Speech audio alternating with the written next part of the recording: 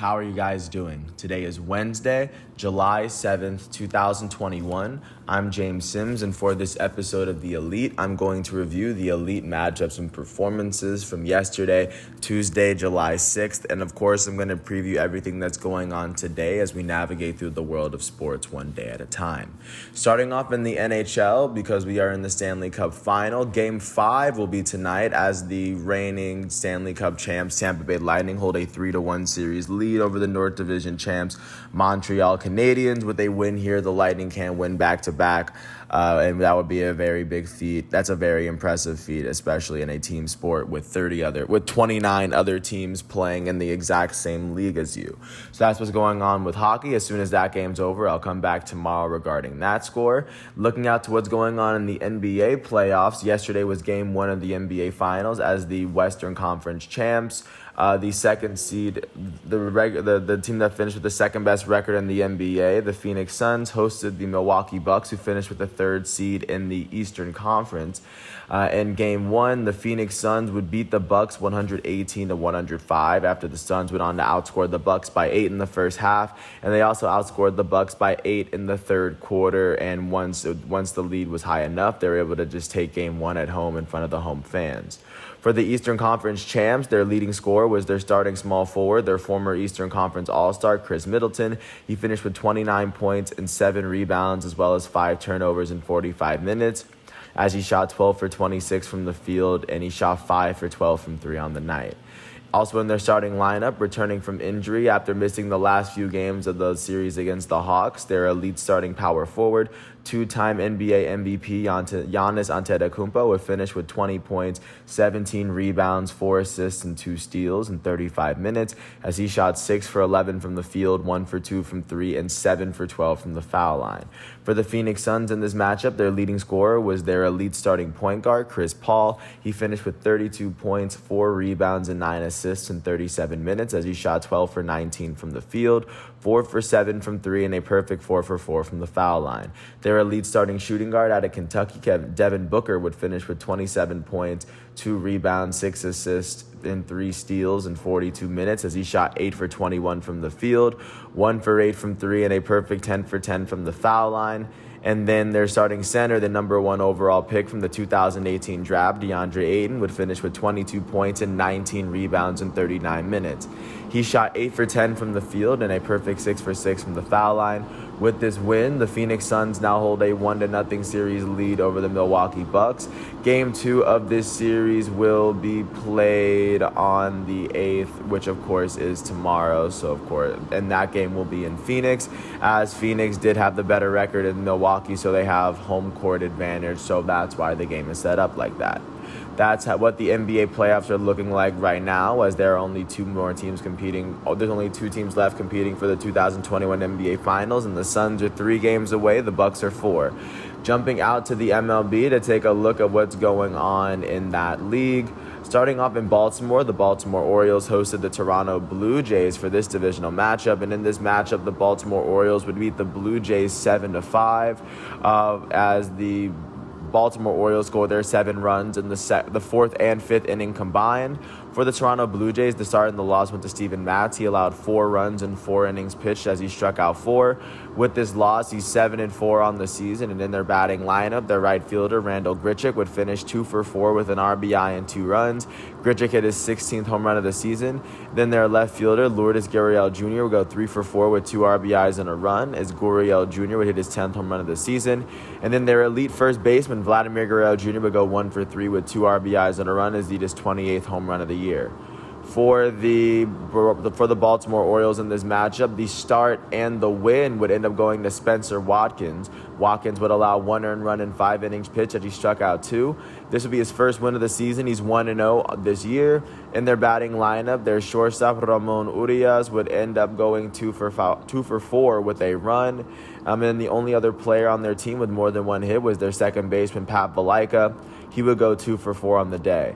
With this win, the Baltimore Orioles are now 28-57. That is the worst record in the American League East, and that is the worst record in the American League. They've won 5 of their last 10 games, and they now trail the Boston Red Sox by 25 games in the division. With this loss, the Toronto Blue Jays are now 43-40. That is the third best record in the American League East, as they've lost their last 2 games and they've lost 5 of their last 10.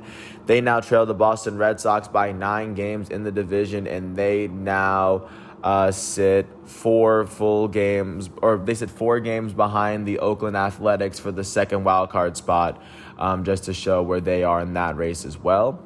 Jumping out to Pittsburgh, the Pittsburgh Pirates hosted the Atlanta Braves, and the Pirates would pick up the home 2-1 win. In this matchup, it would be a very close one, but the Pirates would pull away as they walked it off in the 9th inning off of after Brian Reynolds walked. For the Atlanta Braves, the start went to Ian Anderson. He allowed 1 earned run in 5 innings pitched as he struck out 4. The loss went to Tyler Madsick as he allowed an earned run as he walked 3 batters on the day and allowed a hit. With this loss, Madsick is 0-3 on the year in their batting lineup. Their only player with more than 1 hit was their left fielder, Orlando Arcia, who went 2 for 3 with an RBI and a run. He hit his first home run of the season for Atlanta. For the Pittsburgh Pirates, the start went to Chad Kuhl. Kuhl would pitch 6 innings as he allowed only 1 earned run and struck out 7 batters. The win for Pittsburgh went to their closer, Richard Rodriguez, and Richard Rodriguez would allow no earned runs in 1 inning pitched. With this win, he is now 4-1 on the season. In their batting lineup, their second baseman, Adam Frazier, would go 2 for 5 with a run. Their third baseman, Cabrian Hayes, would go 2 for 4. Their center fielder, Brian Reynolds, would go 0 for 2 with 2 RBIs and 2 walks as well. Then their shortstop, Wilmer Defoe, would end up going 2 for 4 on the day. With this win, the Pittsburgh Pirates are now 32-53. That is the worst record in the National League Central and the second worst record in the National League. They've now won their last 3 games, and they've won 4 of their last 10. They now trail the Milwaukee Brewers by 18.5 games in the division. With this loss, the Atlanta Braves are now 41-44. That is the 4th best record in the National League East, as they've lost their last 2 games and they've lost 5 of their last 10. They now trail the New York Mets by 5 games in the division. Jumping out to Miami, the Miami Marlins hosted the defending World Series champs LA Dodgers, and in a game that went all the way to the 10th inning, the Marlins would end up beating the Dodgers as they won on a wild pitch from Blake Trinan. For the Los Angeles Dodgers, the start went to Tony Gonsolin. Tony Gonsolin would pitch 5.1 innings as he allowed no earned runs and allowed only 2 hits. He struck out 3 on the day, and the loss went to Blake Trinan. He allowed 1 run in 1 inning pitched as he struck out a batter. With this loss, he's 2-4 on the season. In their batting lineup, their third baseman, Justin Turner, would go 2 for 4. Their second baseman, Chris Turner, would end up going 2 for 5. Those are the only 2 players with more than 1 hit. And then for the Miami Marlins, the start went to Pablo Lopez. He allowed 1 earned run in 4 innings pitched as he struck out 8. The win went to the Miami Marlins closer, David Hess, as Hess would allow no earned runs and only 1 hit in 1 inning pitched. With this win, Hess is 2-0 on the year. In their batting lineup, their shortstop, Miggy Rojas would end up going 2 for 4. He was the only player in the Marlins lineup that actually had more than 1 hit. And with this win, the Miami Marlins are now 37-47. That is the worst record in the National League East, as that is now the 4th worst record in the National League as a whole. They've won their last 2 games, and they've won 6 of their last 10. They now trail the New York Mets by 8.5 games in the division. To give a sense of where they are, with this loss, the Los Angeles Dodgers are now 53-33. That is the 2nd best record in the National League West, as they have now lost their last 2 games and they've lost 2 of their last 10. They now trail the San Francisco Giants by half a game in the division, and they are now holding on to the top National League wildcard spot as they sit 3 games ahead of the second-place San Diego Padres in that wildcard race. Jumping out to Dallas, the Texas Rangers hosted the Detroit Tigers, and the Rangers were able to beat the Tigers 10-5 at home. In this matchup, the first 3 innings would be completely scoreless, and then for the next 5 innings, the Rangers would just busted wide open. For the Detroit Tigers, the start went to Jose Urena, who would allow 5 earned runs in 4.2 innings pitched as he struck out 3. The loss went to the Tigers' second relief pitcher, Daniel Norris. Norris would allow 2 earned runs in 0.1 inning pitched as he struck out a batter. With this loss, he's 0-3 on the year. In their batting lineup, their catcher, Jake Rogers, would end up going 2 for 4 with an RBI and a run. Rogers would hit his 5th home run of the season. For the Texas Rangers, the start went to Dane Dunning as he allowed 1 earned run in 5 innings pitched as he struck out 6. The win went to the Rangers' to their first relief pitcher, John King. John King would allow 4 earned runs in 2 innings pitched as he struck out 3, and with this win, he's 7-5 on the year. In their batting lineup, their center fielder, Adolis Garcia, would end up going 3 for 4 with an RBI and 2 runs. Their catcher, John Hicks, would end up going 2 for 4 with 3 RBIs and 2 runs as John Hicks hit his 4th home run of the season. Adolis Garcia hit his 21st home run of the season, by the way.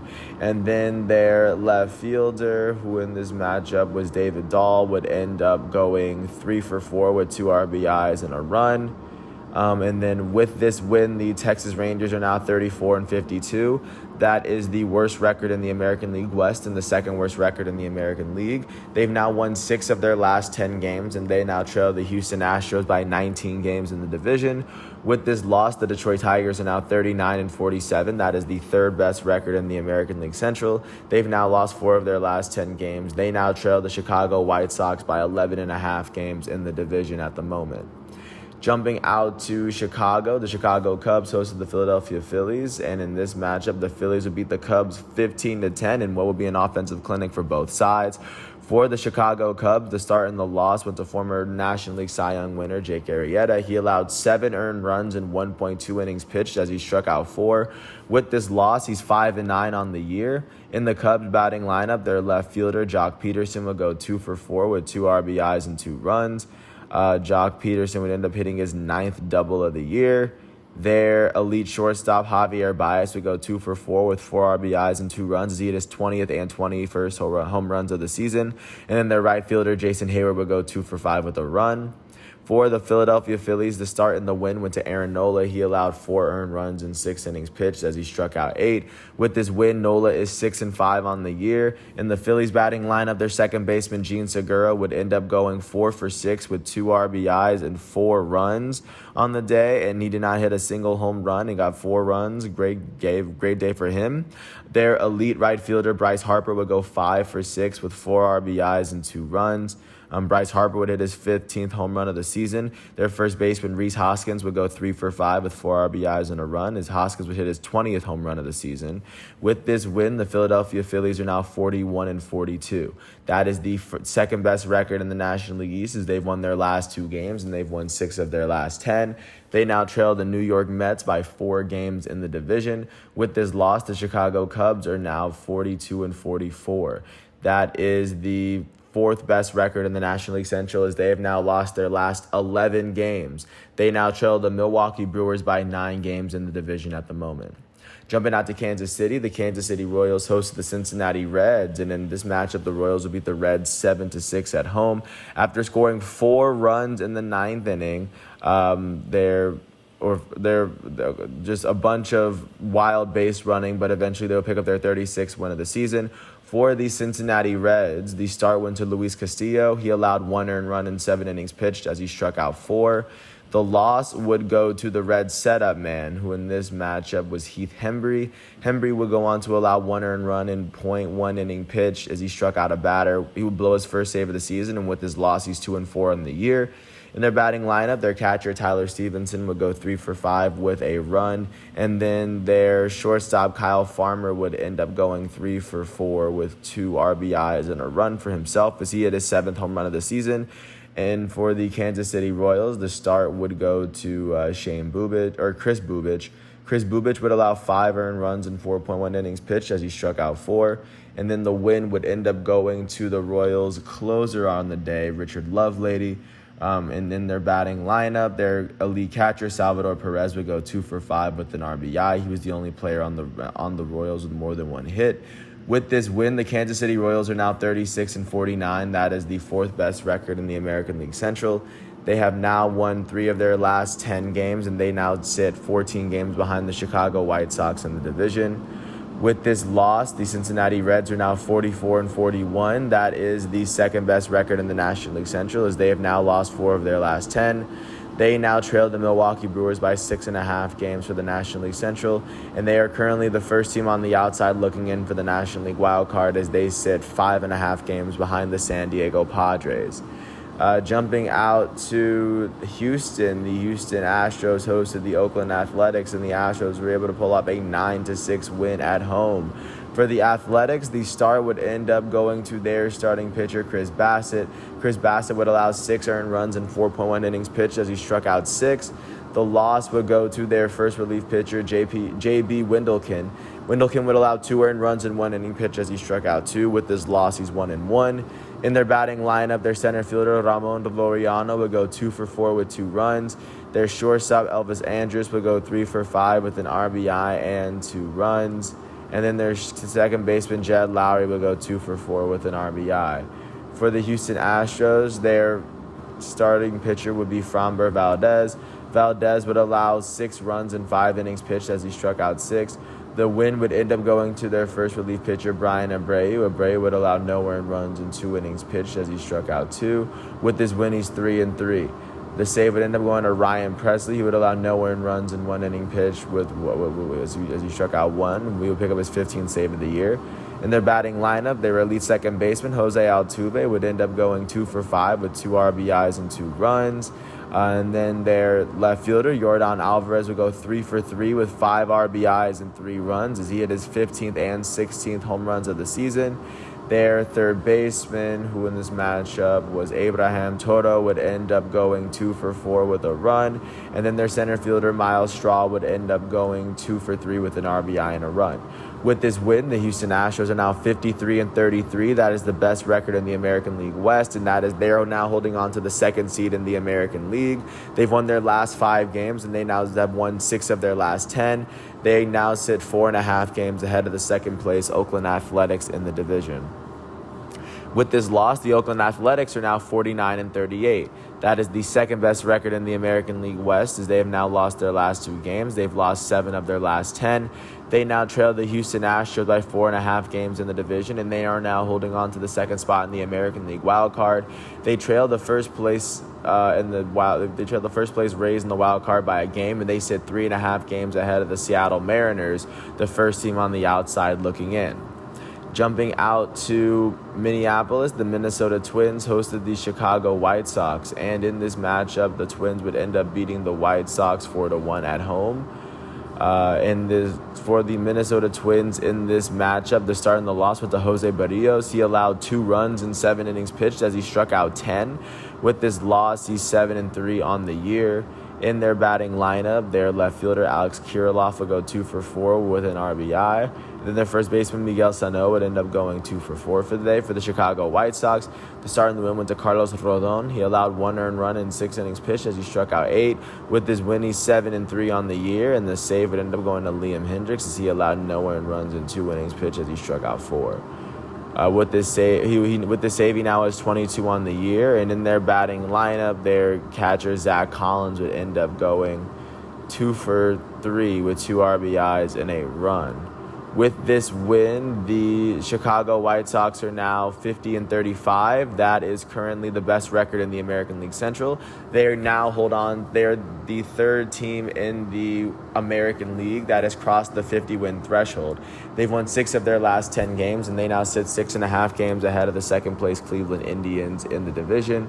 With this loss, the Minnesota Twins are now 35-49. That is the worst record in the American League Central. That is also currently the third worst record in the American League, as they've lost 6 of their last 10. They now sit 14.5 games behind the Chicago White Sox in the division.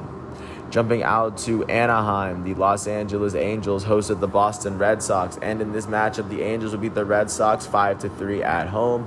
3 of their runs came in the first inning, but for the Boston Red Sox, the start and the loss went to Nate Eovaldi. He allowed 5 earned runs and 5.2 innings pitched as he struck out 9. With this loss, Eovaldi is 9-5 this year. In their batting lineup, nobody on the team would finish with more than 1 hit. For the Los Angeles Angels, the start and the win went to Shohei Ohtani. He allowed 2 earned runs and 7 innings pitched as he struck out 4.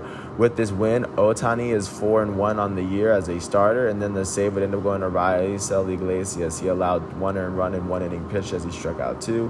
He would pick up his 17th save of the season. In their batting lineup, their second baseman, David Fletcher, would go 4 for 4 with an RBI and a run. And then their catcher, Max Stassi, would go 3 for 4 with 2 RBIs and 2 runs, as Stassi hit his 6th home run of the year. In their batting lineup, with this win, the Los Angeles Angels are now 43-42 this season.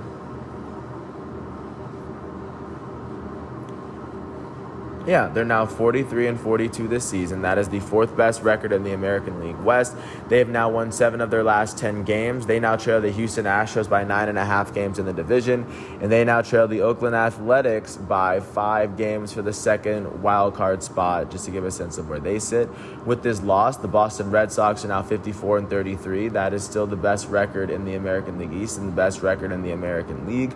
They've lost 2 of their last 10 games, and they now sit 4 games ahead of the second place Tampa Bay Rays in the division. Jumping out to Phoenix, the Arizona Cardinals hosted the Colorado Rockies, and the Rockies fell short of the Diamondbacks by a run, as the Diamondbacks would win it in the 9th inning thanks to David Peralta being hit by a pitch. For the Colorado Rockies in this matchup, the start went to John Gray. He allowed 3 earned runs in 6 innings pitched as he struck out 8. The loss went to Daniel Bard. Daniel Bard was the pitcher that ended up hitting the batter. He would allow 1 earned run in .1 inning pitch, and with this loss, he's now 4-5 on the season. In their batting lineup, their elite right fielder Charlie Blackmon would go 2 for 4 with a run. And their second baseman Brendan Rodgers would end up going 2 for 4 with an RBI. For the Arizona Diamondbacks, the start went to Merrill Kelly. Kelly would allow 2 earned runs in 5.1 innings pitched as he struck out a batter. The win would end up going to the Diamondbacks closer for the day, Joakim Soria. Soria would allow no earned runs in 1 inning pitched as he struck out a batter. With this win, he's 1-3 on the season. In their batting lineup, the only player with more than 1 hit was their catcher, Stephen Vogt, as he went 2 for 4. With this win, the Arizona Diamondbacks are now 24-63. That is the worst record in the National League West, and that is currently the worst record in the National League. And that is third, the worst record in the entire MLB at the moment. With this win, they have now won 3 of their last 10, and they now trail the San Francisco Giants by 30 games in the division. Like, no exaggeration. With this loss, the Colorado Rockies are now 37-49. That is the 4th best record in the National League West, as they've now lost 4 of their last 10. They now trail the San Francisco Giants by 16.5 games in the division. Jumping out to San Francisco, the San Francisco Giants, the holders of the best record in baseball, hosted the St. Louis Cardinals, and the Cardinals were able to beat the Giants 6-5. For the San Francisco Giants in this matchup, the start and the loss went to Johnny Cueto. He allowed 4 earned runs in 6 innings pitched as he struck out 7. With this loss, he's 6-5 on the year. In their batting lineup, their right fielder Mike Yastrzemski would end up going 3 for 5 with an RBI and 2 runs, and then their shortstop Brandon Crawford would end up going 4 for 5 with 3 RBIs on the day. For the St. Louis Cardinals, the start and the win went to Adam Wainwright, as he allowed 3 earned runs in 5 innings pitched as he struck out 3. And then the save would end up being given to their closer, Justin Miller. Miller would allow no earned runs in .2 innings pitched as he struck out 1. In their batting lineup, their elite first baseman Paul Goldschmidt would go 2 for 5 with 2 RBIs and a run. Their elite third baseman, Nolan Arenado, would go 3 for 5 with 2 RBIs and 2 runs, as Nolan Arenado hit his 17th home run of the season. Their future Hall of Fame catcher, Yadier Molina, would go 3 for 5 with an RBI. And then their second baseman, Edmundo Sosa, would end up going 3 for 4 with an RBI and 2 runs, as Sosa hit his 2nd home run of the season yesterday.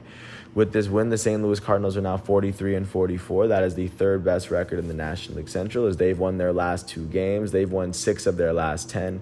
They now trail the Milwaukee Brewers by 8.5 games in the division.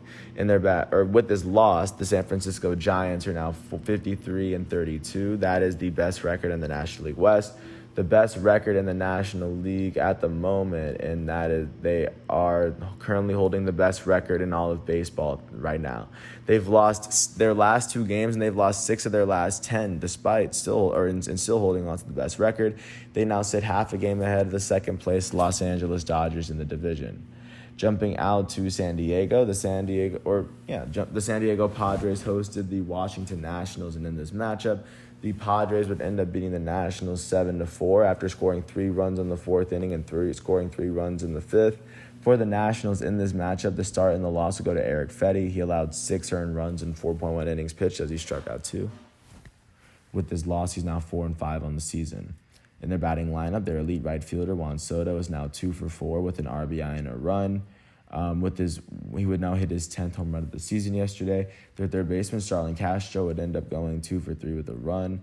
Their catcher, Yan Gomes, would go 3 for 3 with a run. And then for the San Diego Padres, the start and the win would end up being given to Ryan Weathers.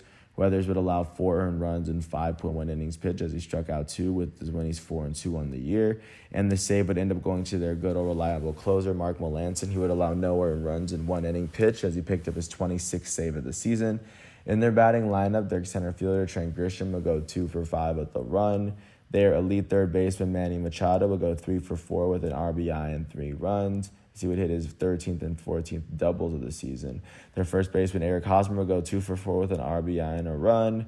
Their right fielder, Will Myers, would go 2 for 3 with 5 RBIs and a run as he hit his 10th home run of the year. And with this win, the San Diego Padres are now 51-37. That is the third best record in the National League West as they've won 5 of their last 10. They now trail the San Francisco Giants by 3.5 games in the division. They're currently holding on to the second wild card spot as they sit 3 games behind the first place LA Dodgers, and they sit 5.5 games ahead of the Cincinnati Reds, who are the first team on the outside looking in. And last but not least, jumping out to Seattle, the Seattle Mariners hosted the New York Yankees, and the Yankees were able to beat the Mariners 12-1. For the Mariners, the start and the loss would end up being given to Justice Sheffield. Sheffield would allow 6 earned runs in 1.2 innings pitched as he struck out 2. With this loss, he's 5-8 on the season. In his batting lineup, their first baseman, Ty France, was the only player that finished with more than 1 hit as he went 2 for 4 with an RBI. For the New York Yankees, the start and the win went to Jameson Taillon. He would go on to allow 1 earned run in 7 innings pitched as he struck out 9. With his win, he's 4-4 on the season. In their batting lineup, their elite third baseman, DJ LeMahieu, would end up going 3 for 6 with an RBI and a run.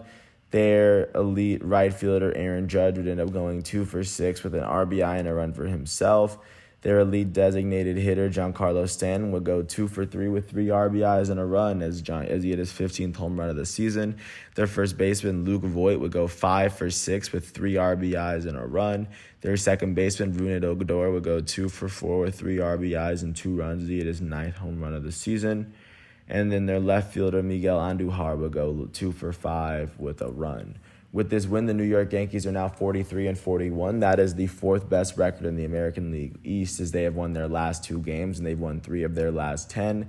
They now trail the Boston Red Sox by 9.5 games in the division, but they currently trail the Oakland Athletics by 4.5 games in the wild card chase at the moment.